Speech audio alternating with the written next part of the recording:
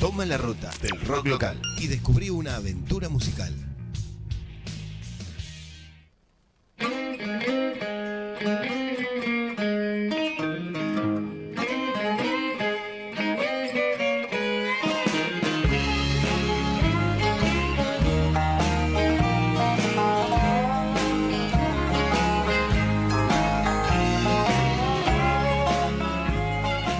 Continuamos en Toma la Ruta del Rock por la Radio Municipal de Florencio Varela.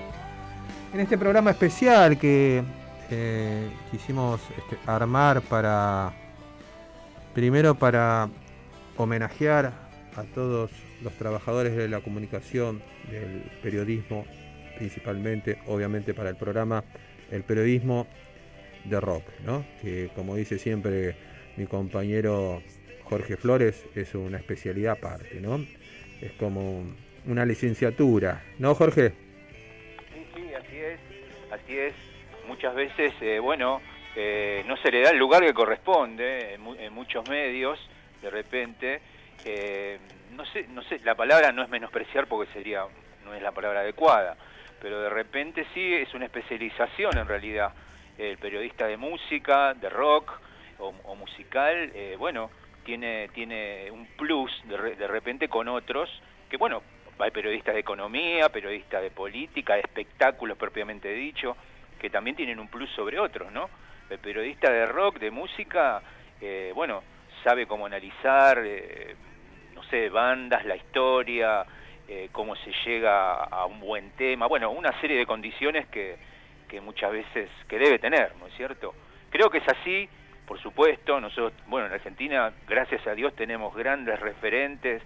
Pienso que los dos más grandes referentes en Argentina, no Argentina, sino hablamos de países hispanoparlantes, son Claudio Kleiman y Alfredo Rosso, dos personajes míticos de años que han pasado momentos complicados de dictadura y hoy, después de tanto tiempo, nos siguen marcando el camino. Sí. Eso es lo interesante y lo importante. O sea, no se quedaron en el tiempo, sino que tanto Alfredo como Claudio, en su programa, ¿no es cierto?, que tienen, su programa Truco Gallo, nos marcan todavía bandas nuevas, van para adelante. Y ¿sabés qué, Jorge? Perdona que te interrumpa en toda esta introducción. Lo tenemos a uno de los dos, obviamente. A Claudio Kleiman lo tenemos en la línea telefónica. Bueno. Y por eso te pedí a vos que le des la bienvenida. Perdón, no sabía que estaba al aire, pero es lo que pienso en el aire y fuera del aire, y se lo digo a él personalmente y tanto a Alfredo. O sea, de repente, para un futbolista sería importante cuando está con Maradona en su momento, con Messi o con otros futbolistas. Para cualquier periodista musical, estar con Claudio, estar con Alfredo y con otros más también es un orgullo. Así que lo recibimos en la radio municipal. Él siempre, gracias a Dios, nos atiende, está atento a nuestro requerimiento, y es un día especial porque vamos a hablar de periodismo de rock. Así que buenas noches, Claudio, ¿cómo estás? ¿Qué tal, amigos? Buenas noches. Saludos para ustedes y para toda la audiencia, para la gente del sur, esa zona que quiero tanto. Ahí está. Vamos a entrar directamente en el tema, ¿no es cierto? El periodismo en realidad está en transición. Creo que es así, por eso la pregunta, ya no hay tantas notas largas de investigación, de opinión, pero hago una salvedad, que quiero que los oyentes, lo sepan, o muchos probablemente ya lo sepan. Quiero felicitar a Claudio, una espectacular nota a Billy Bond, en el cual se resume un poco todo lo que vamos a charlar. Yo creo que esa nota solamente la puede hacer un periodista que está preparado, tiene conocimiento, tiene lenguaje.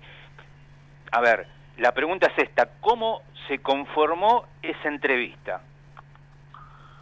Mirá, se conformó por muchos factores, fundamentalmente por ganas que tenía de hacerla, y también porque consideraba que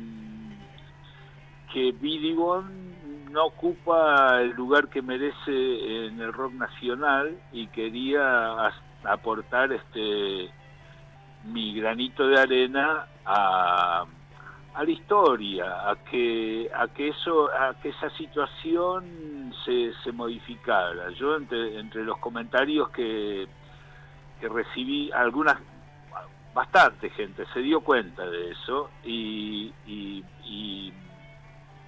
entre los comentarios que recibí de Facebook había uno que me pareció muy certero, digamos, que me decía: excelente nota y gracias por contar una historia que todavía no se había contado.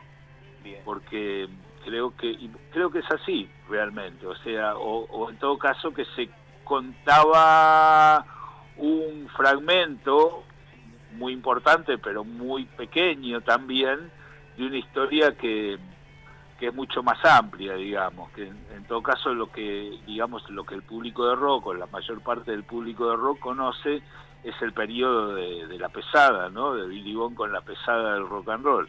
Claro. Y bueno, como se habrán dado cuenta, leyendo la nota, hay mucho antes y mucho después.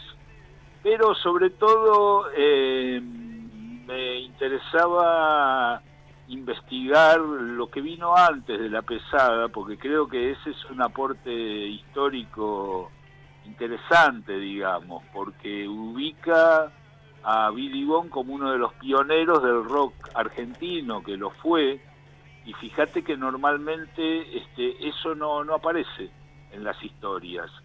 Se habla ¿viste? Cuando se habla de la cueva de la calle Pueyrredón, que supuestamente es el núcleo de donde surgió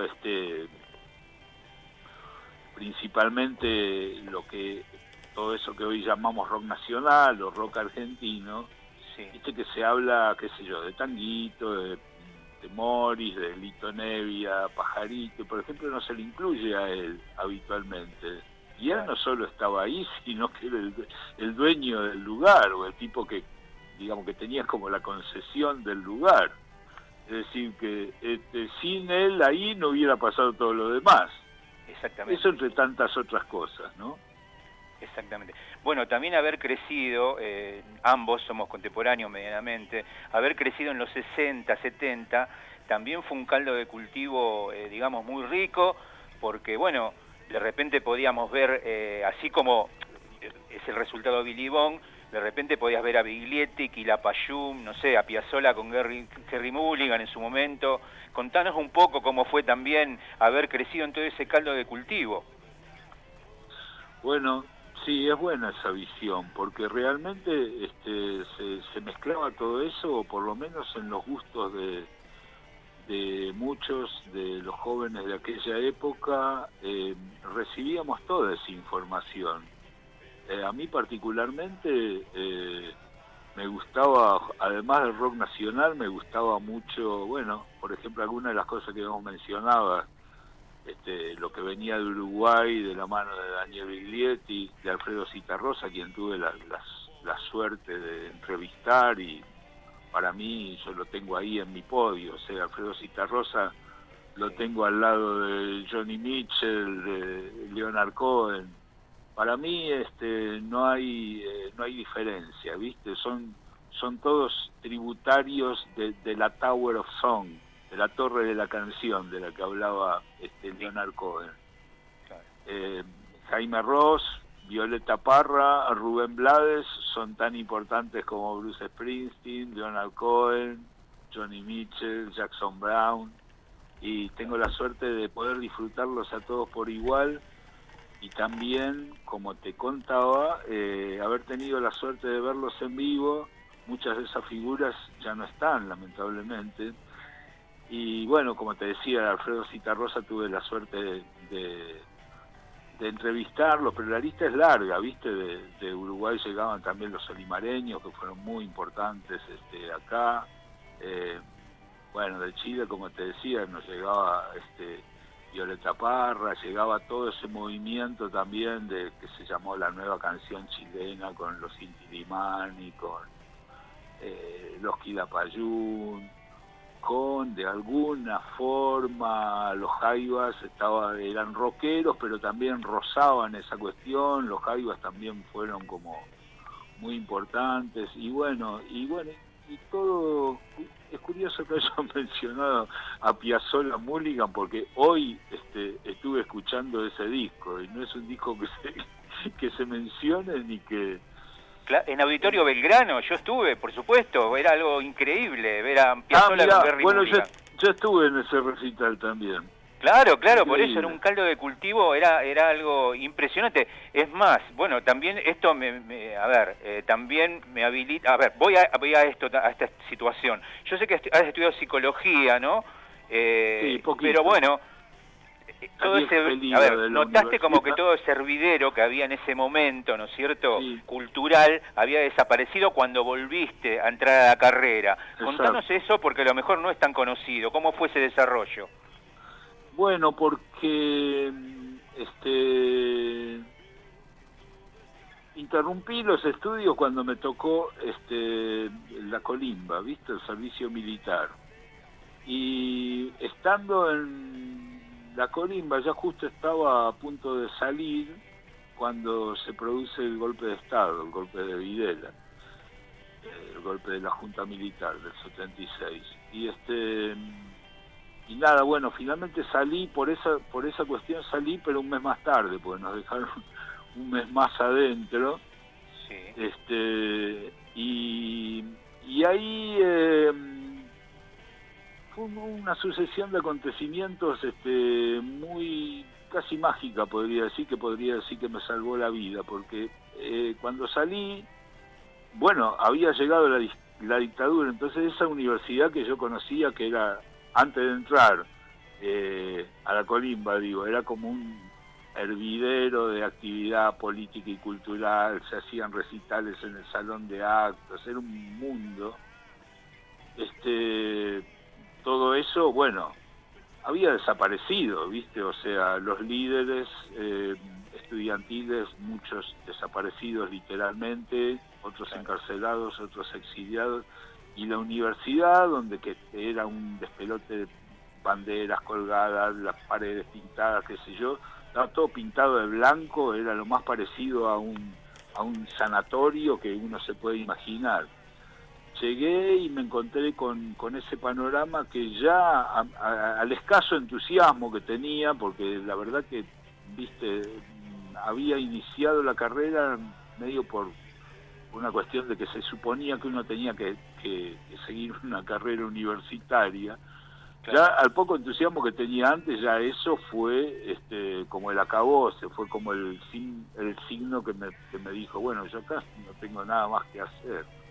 Pero sucedió que justo en el interín, en medio de esa situación desgraciada que fue tener que hacer la colimba, estar en el ejército, ahí conocí a Alfredo, justamente, a Rosso, que me llevó a conocer a Pistocchi, que a su vez estaba en el trámite de sacar una revista que fue El Expreso Imaginario.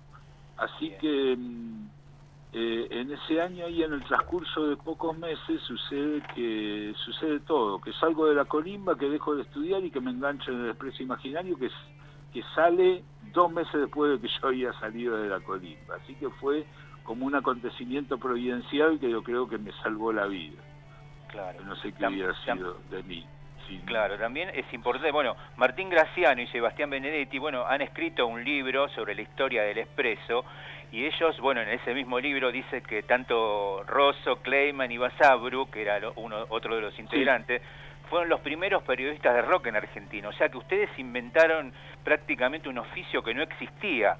Contame cómo fue hacer eso, cómo fue inventar algo que no había. Bueno, vos sabés que eso...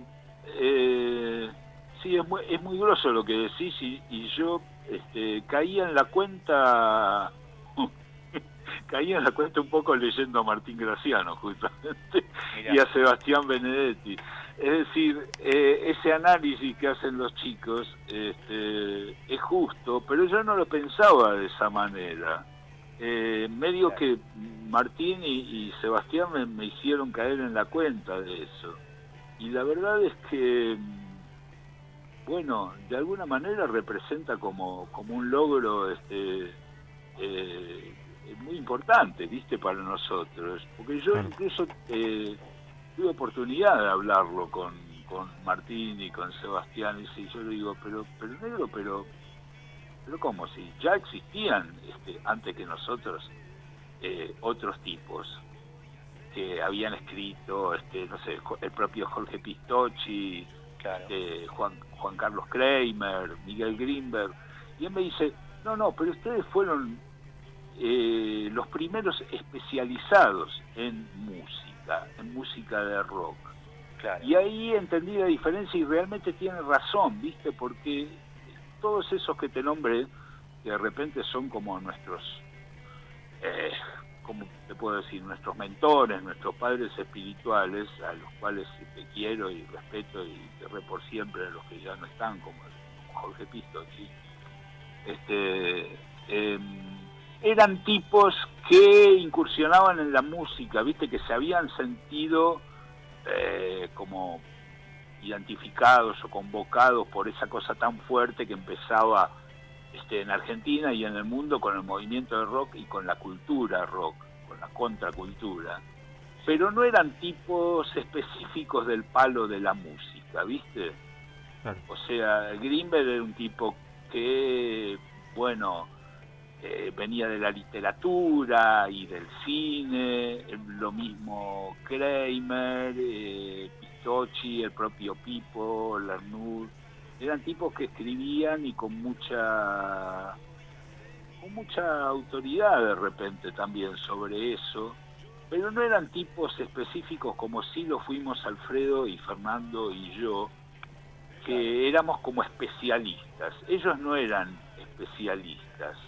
Nosotros como que creamos la especialización, ¿viste? Y con el Expreso empezamos con esa cuestión de dar como mucha data en un momento de que la data no existía, no se conseguía, no era fácil de conseguir, no había internet, por supuesto, no había nada de eso que todos conocemos. El rock no estaba en los diarios, no estaba en ningún lado prácticamente, no estaba en la radio. Y nosotros impusimos esa cuestión de hacer cosas como muy rigurosas, con mucha información, con mucha data y con mucha cuestión también sobre la discografía, sobre las cuestiones específicamente musicales, y eso sí nos diferencia de los tipos que vinieron antes. Antes nuestro no había firmas en el periodismo de rock, salvo, bueno, algunas cosas como lo que te decía, las cosas que escribía no sé, Miguel Grinberg en La Opinión, los pocos tipos que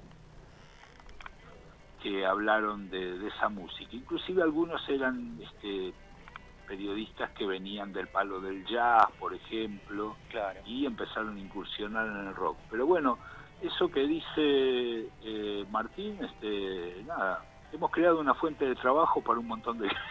Exactamente. Claro.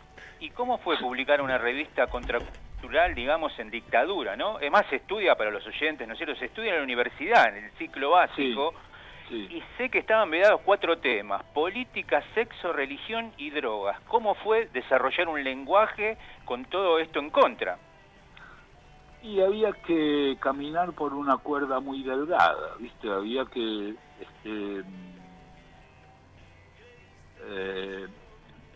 digamos, saber decir las cosas de una manera que no llamara la atención de los censores, porque era, no sé, era condenarnos a nuestra propia desaparición como revista y probablemente nuestra propia desaparición como persona. Así que había que ser como muy cuidadoso, y en ese sentido fueron muy importantes tanto Jorge Pistocchi como Pipo Lernout, que eran tipos más grandes que nosotros y tenían más experiencia como para saber qué cosas se podían decir, qué cosas se podían sugerir, ¿viste? Nosotros abríamos ventanas, ¿viste? Entonces, claro, si nosotros te mandábamos a, qué sé yo, desde hablar de Macedonio Fernández hasta publicar grabados de MC Escher. Claudio, te saco un poquito más del pasado y me gustaría hacerte dos preguntas.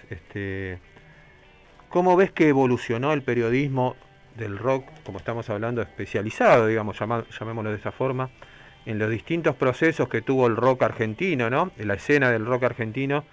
Y ¿cómo haces para mantenerte actualizado? ¿Te interesa mantenerte actualizado sobre el rock todavía?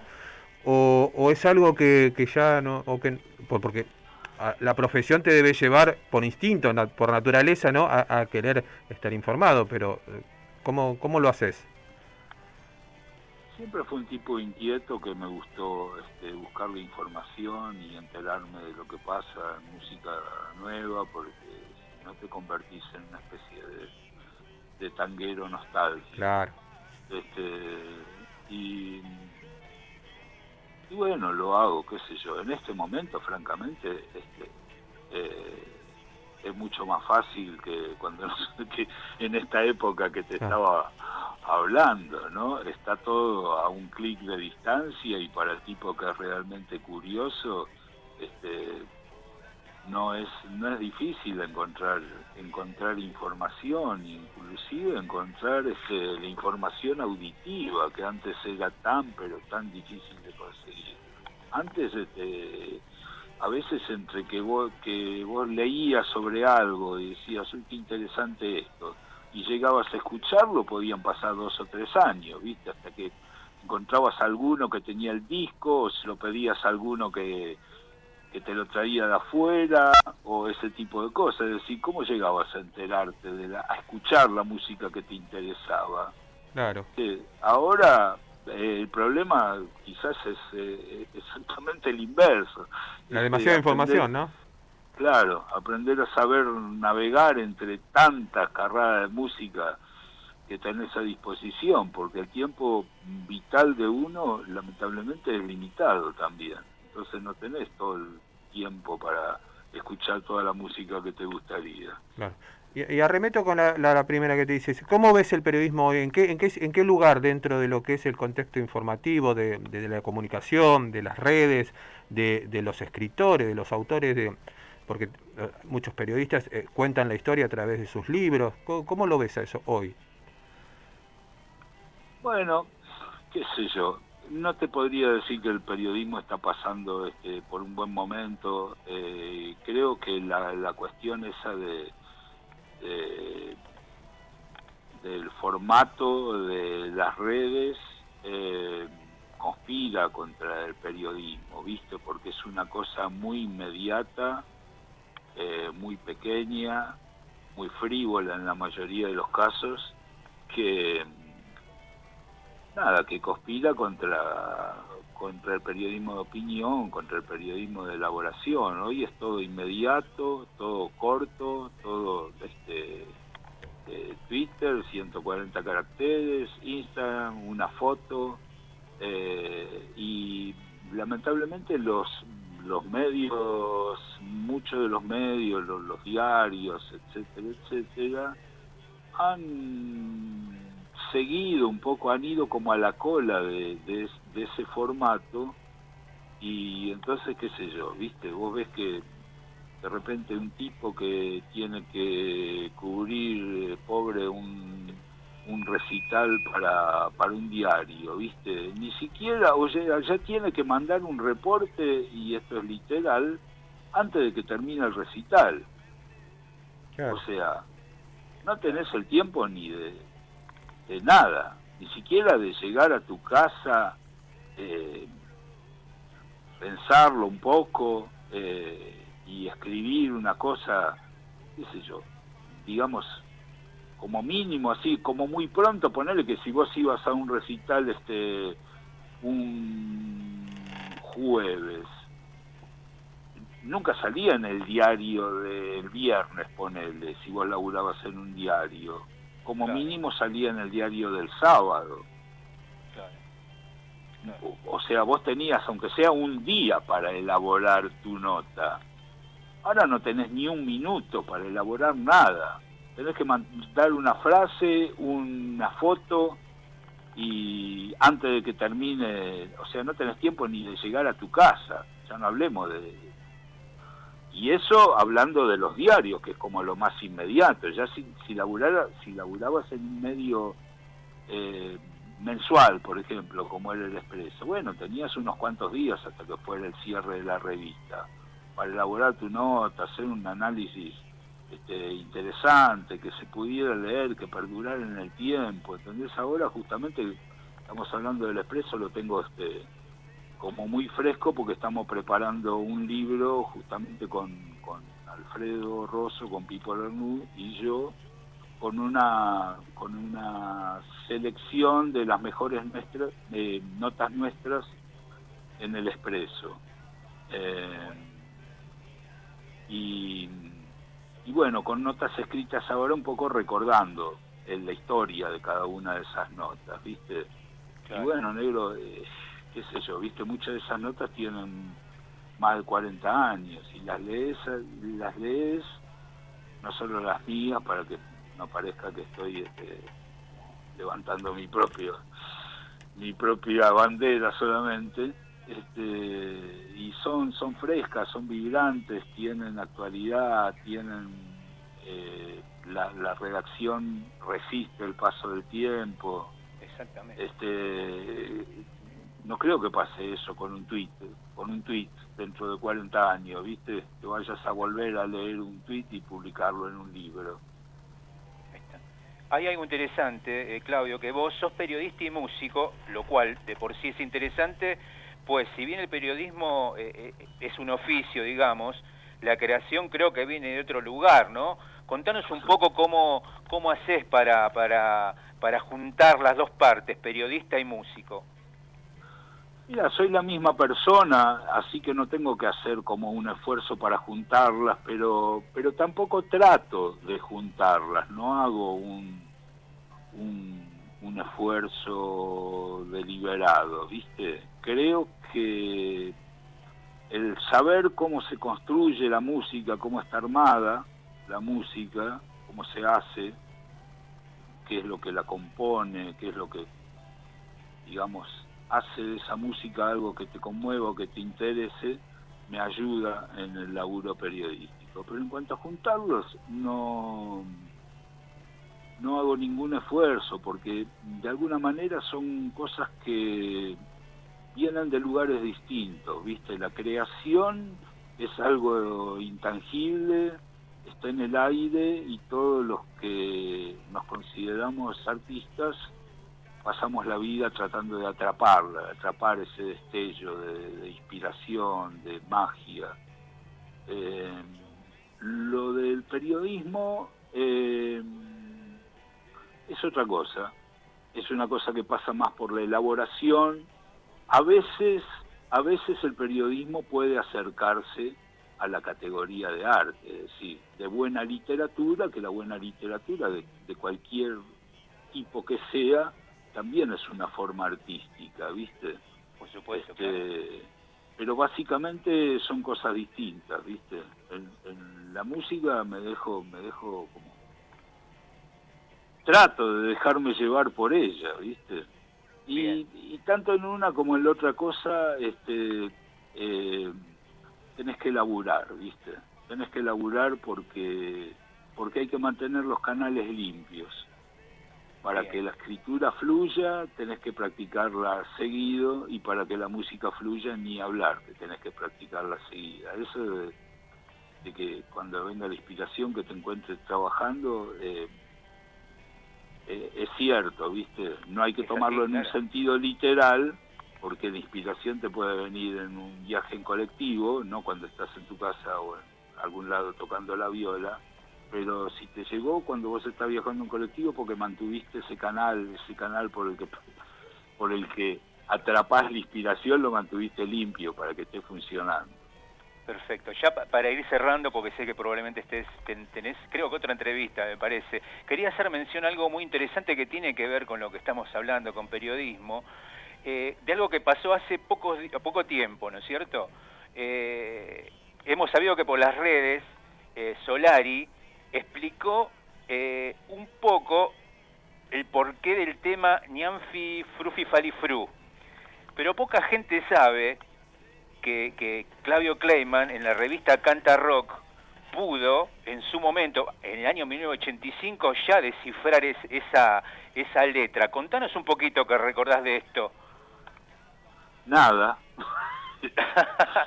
Bueno.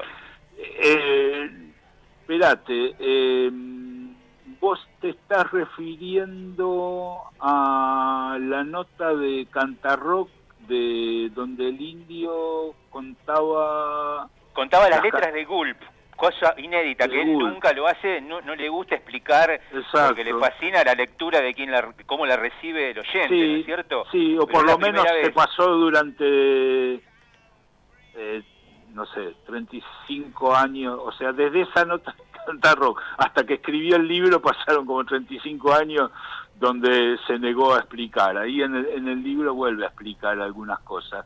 Ahora, me acuerdo de esa nota, pero se ha republicado en algunos lados, pero no me acuerdo específicamente qué me contó de Ñanfi Frufi Farifru. Mirá, te contó que era una relación donde la señora bebe de más y dice cosas y en vez de papito le dice nene sifón, ¿no? Eso más o menos lo que te explicó, que tiene que ver con lo que explicó ahora. Ahora explicó que ese sonido lo producía una amiga cuando recorría el cuello con besitos cortos. Perdón, bueno, así más o menos dicho esto, ¿no es cierto? Claro. Pero bueno, quería recordar... Sí, estaba más o menos clara que era una metáfora sexual de algún tipo. Estaba en conexión. Y segunda, la última pregunta es, ¿puede haber Rompan Todo parte 2?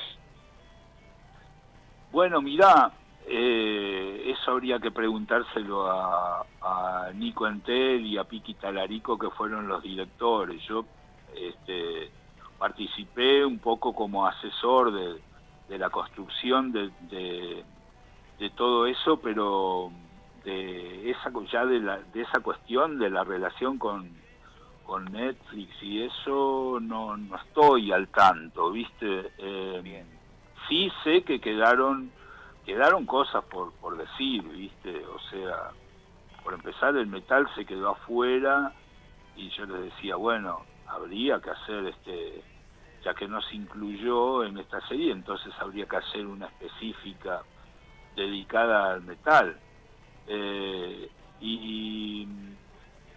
Y bueno, y hay mucho por decir todavía sobre el tema, hay mucho por desarrollar, así, pero la verdad es que no tengo idea si hay planeada como una continuidad, una secuela de Rompan Todo. Estaría bueno. Claudio, desde ya ojalá, seguramente, pero bueno, solamente agradecerte, bueno, querer pasar esta semana que agasajamos acá en la radio municipal a la Semana del Periodismo, la llamamos, y bueno, y en el programa de rock tener a un referente como vos para que poder charlar y que con tu generosidad nos cuentes un poco tu visión del periodismo de rock. Para nosotros es un gusto y un orgullo, y bueno, y agradecerte como siempre la predisposición que tenés para la radio municipal de Florencio Varela.